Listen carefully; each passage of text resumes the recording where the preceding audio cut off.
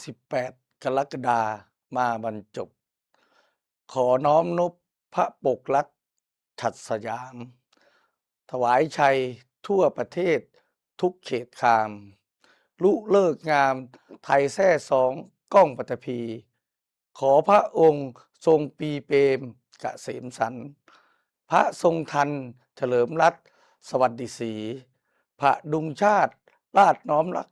ด้วยภักดีท่วนทุกที่เทิดพระองค์ทรงพระเจริญด้วยเกล้าด้วยกระหม่อมขอเดชะ